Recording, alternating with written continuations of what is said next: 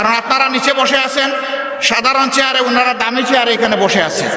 তার মাঝে আবার তিনটা দেখেন ডিস্টিংগুইশড, ওইটার হাইট আরো বেশি। আইসা দেখি যে এই তিনটাতে আবার বিছানো আছে, কি বলে জানি, টাওয়াল দেওয়া আছে। তো আমি বৈষম্য বেশি দূর করতে পারি নাই, প্রথমে আমার টাওয়ালটা ফেলে দিছি। আগামীতে এই ধরনের কোনো আয়োজন হলে সকল চেয়ার সমান থাকবে ইনশাআল্লাহ। যে চেয়ার নিচে থাকবে দেখার স্বার্থে যদি একটা স্টেজ লাগে তাইলে সেই চেয়ারটাই উপরে থাকবে ইনশাআল্লাহ। আপনারা সবাই রাজি আছেন? আপনারা তো রাজি থাকবেন, ওনারা রাজি কিনা? ওনারাও রাজি আছে, আলহামদুলিল্লাহ। তাইলে আমরা উভয় পক্ষ রাজি যে আমরা সকল ক্ষেত্রে বৈষম্যহীন চলবো ইনশাআল্লাহ। তবে এটা ঠিক যে যার যার রুচি মতো চলবো। যেমন আমার গায়ে একটা সদরিয়া বা একটা কোটি আছে, তাই বলে সবাইকে কোটি পরতে হবে না।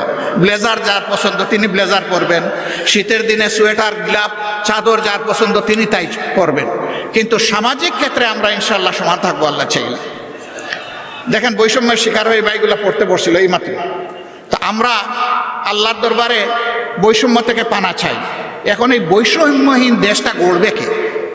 প্রধানমন্ত্রী হলেই আমার বাড়ি যে জায়গায় বন্যার স্রোত, উন্নয়নের স্রোত চলে যাবে সে জায়গায়। সারা বাংলাদেশের সম্পদ টেনে টুনে এনে ওখানে ঢুকাই দেওয়া হবে। তাইলে বৈষম্যহীন সমাজ হবে কেমনে? যুক্তি হলো যে সাবেক আমলে আমার এলাকা ছিল বঞ্চিত, এখন অতীতের কাজা কাফারা সব আমার আদায় করতে হবে।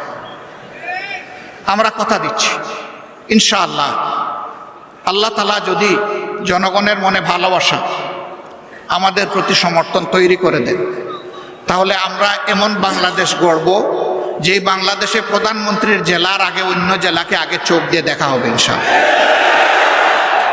তবে প্রধানমন্ত্রীর জেলাও বঞ্চিত হবে না, তারাও তাদের ন্যায্য অংশ পাবে ইনশাআল্লাহ। কারণ প্রধানমন্ত্রী হওয়ার কারণে ওই জেলাকেও বঞ্চিত করার কোনো অধিকার নাই।